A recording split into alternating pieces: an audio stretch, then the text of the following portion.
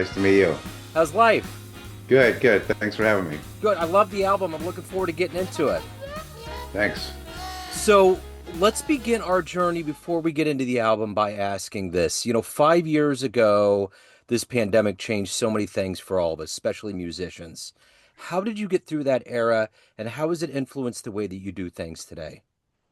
Well, I was writing a bit. I didn't have all the free time that everyone else had. I had more free time than I would normally have, I guess. I had a toddler. My wife was all of a sudden having to teach on Zoom. She could figure out this Zoom stuff in a heartbeat. It took me a while today. I'm like, oh yeah, Zoom. I'm still just very analog.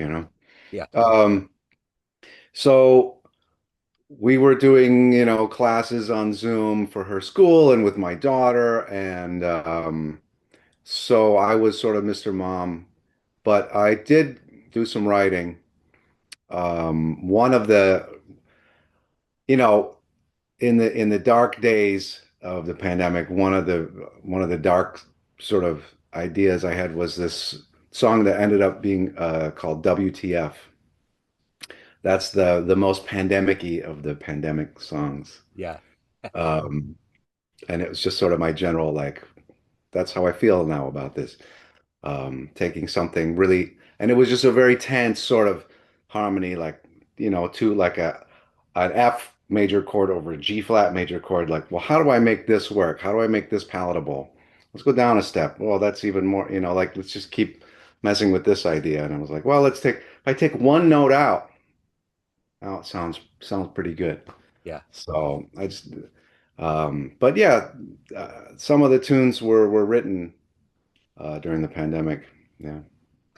So talk to me about the album. I've already played it on the show. It's a wonderful collection of tunes. What was Thank you. your artistic vision? What were you going for?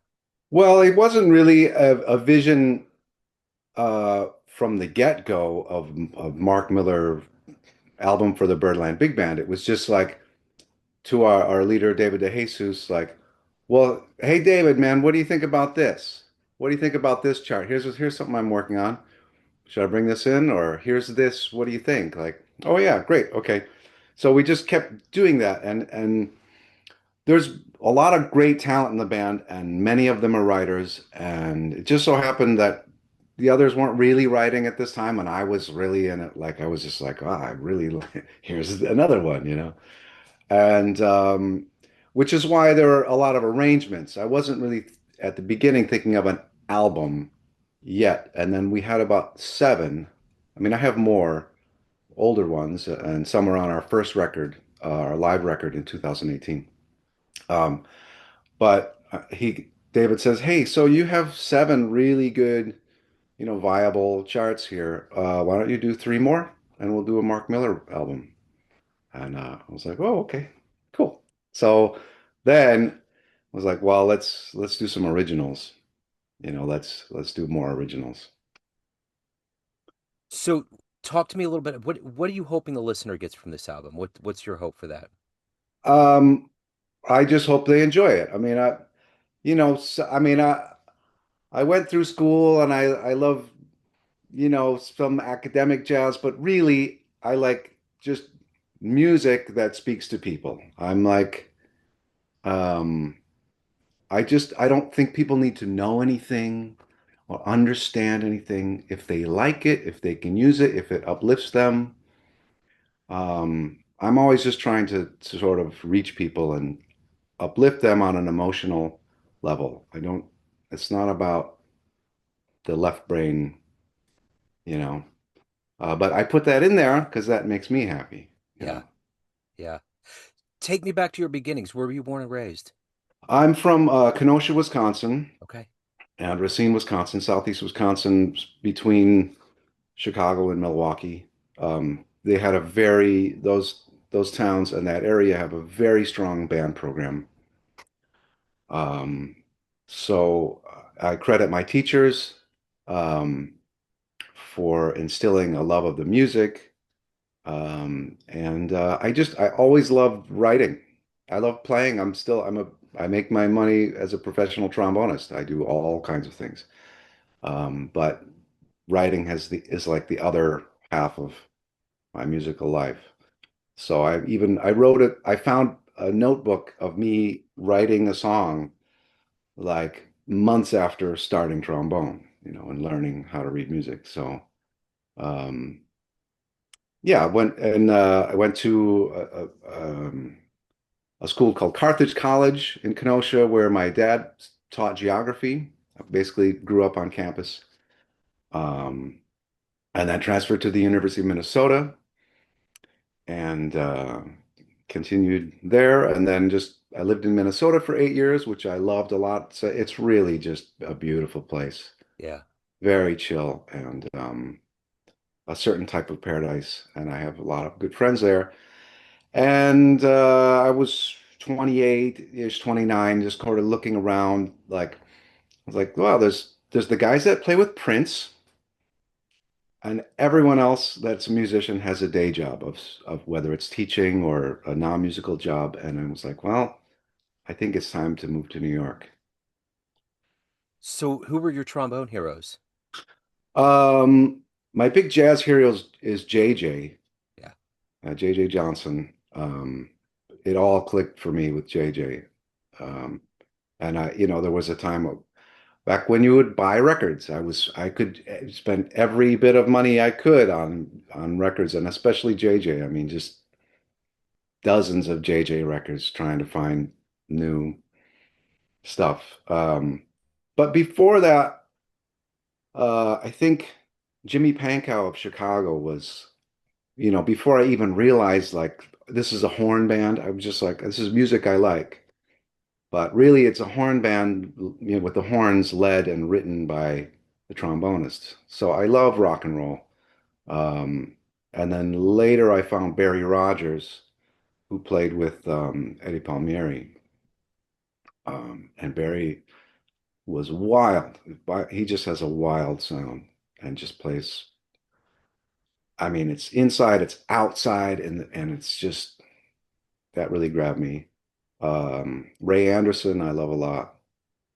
Um, yeah, I mean, and definitely just the jazz tradition in general. I mean, Yeah. tons of great players. So was it I'm sorry, was it always music for you? Were you was there any other path you were going to take? No, Is it? yeah, I kind of once I started playing trombone at age 10, I just like, oh, this is it. Um, and yeah, sometimes I think, well, what else? I mean, I don't know, but yeah, I wouldn't know what else to do. Yeah. Yeah. So what was the first live jazz show you saw that blew you away? Or first live concert that really made you think, man, I really want to be up there. I want to do this. Was there a moment like that? Um, I don't know. I don't know. Nothing comes to mind right now. Yeah. Yeah. What about a seminal concert early on in your life that left a really deep impression? Um, I saw Ray Anderson a couple times, Yeah. and he has such a personal connection to the horn. He's just like it's his own thing. No, I mean, few have copied it, but I mean, um, he's got a unique take, and it's all heart. And I love that. Oh, I saw him in Chicago at the Chicago Jazz Fest with the Charlie Hayden Liberation Orchestra. And it's a couple thousand people there. It's the lawn. I forget the name of the park. It's right downtown. But he spoke big to the whole audience, thousands of people like, hey, um, and that like he gets us, and who another guy like that is Frank Lacey.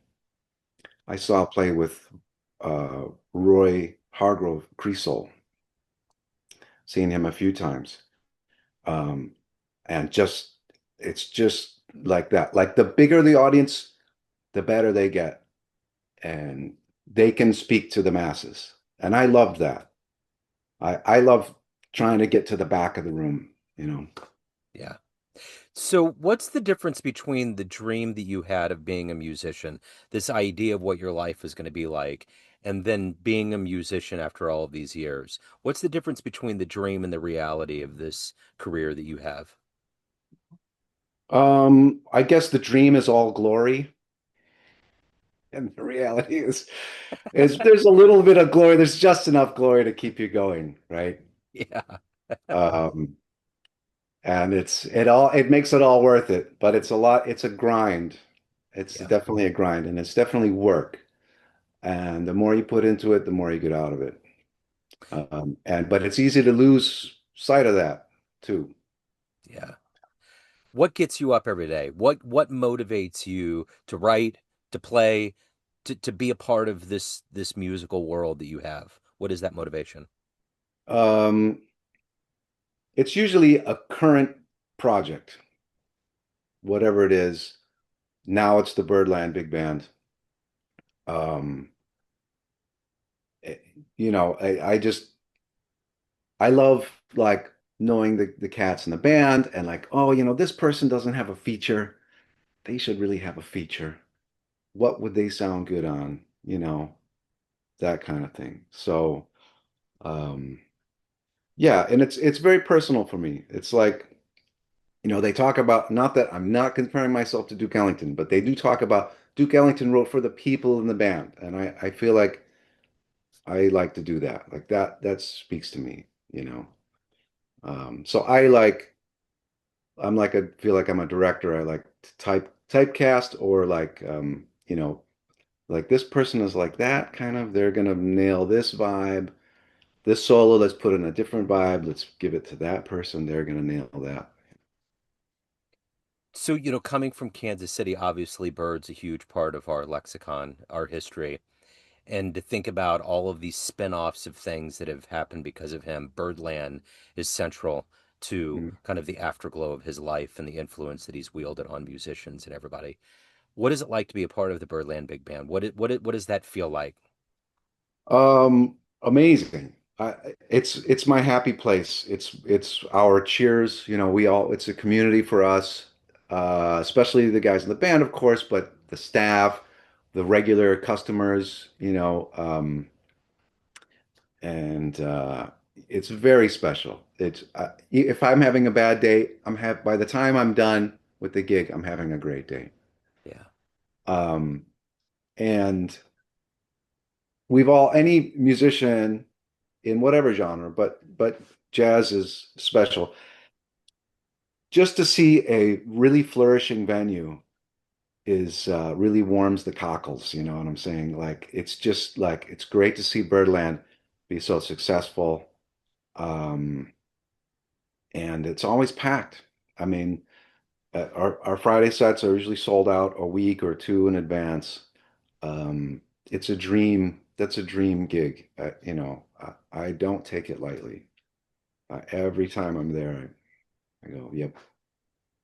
And I think that's a testament to how strong jazz remains and how it's always been this through line that was kind of a creation in this country and shows so many influences and bloodlines that go into it. So at the end of the day, why do you love this art form we call jazz? Um, it's a great history um, of Black America. I mean, the world sees it um, and hears it and feels it. But it's also very malleable. You can kind of put anything you want into it. You can throw some classical music into it, still jazz. You can throw pop music into it, still jazz. Um, and also the just improvisation. Um, I mean, I love to hear everyone solo and um,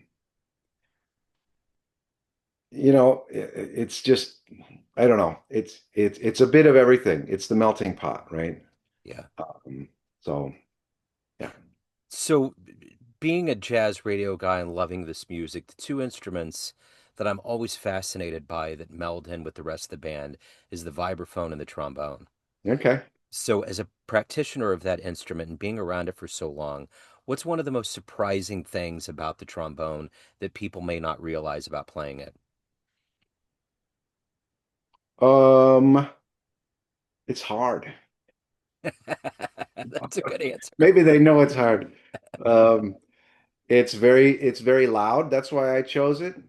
Yeah. Um, it was like actually I wanted to play the drums, and my mom said, "Well, okay, if you want to play the drums, you can go practice in the garage, which is like not the heated garage that's right out the kitchen door, but it's the garage that's over there. It has like almost nothing between it and the outside. And in Wisconsin, that means 6 to 8 months a year of freezing your butt off. So I thought, okay, I know she's serious. What's the next loudest thing I can do, you know? So yeah, trombone is it's very malleable. It can be soft and mellow, it can be loud. Um, it's most like the human voice. Hmm. It's also most like the male voice in range. Um, yeah, it's a very adaptable, great for classical, salsa, Yeah. um, you name it. Yeah, I like it. So, speaking of dreamy places like Birdland and the history and lore, especially of New York City, if you could get into a time machine and go back in time and see one jazz concert, you could string a few together, but if you could go back and see something with your own eyes unfold before you, what would you love to have seen? Well, I mean, I definitely love how many great records are just from 1957 and 1958 I alone, know, I know. like Blue Note Records, or I mean, of course, I'd want to see JJ. I only saw him for a brief minute with like an all-star band, which he in the entire set. So it was an all-star band featuring Mel Torme, but Mel Torme thought of it as the Mel Torme feature with some other guys. So he took all the blowing space. JJ got one chorus on a C blues.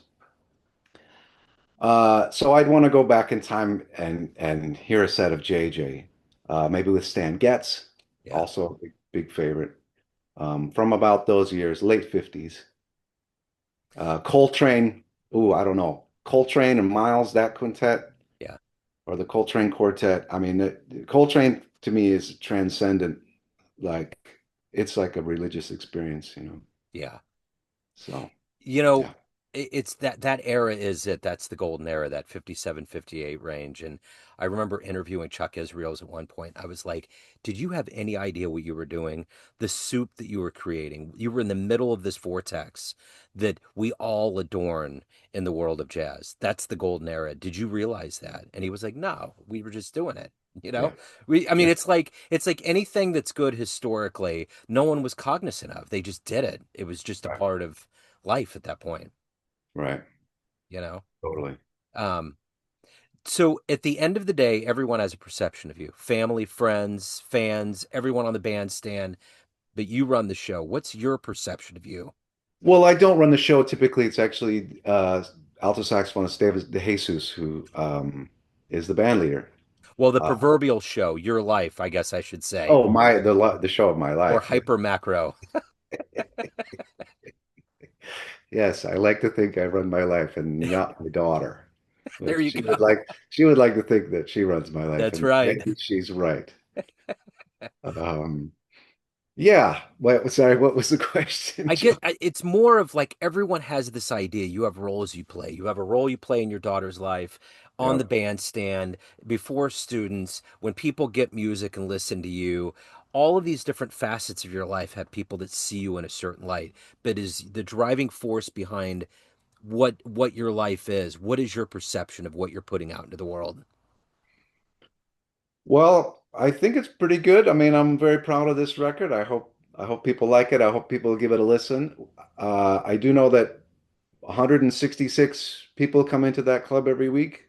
I think that's the maximum capacity, and it's basically packed. And I hope they're happy with the experience. I'm pretty sure they are.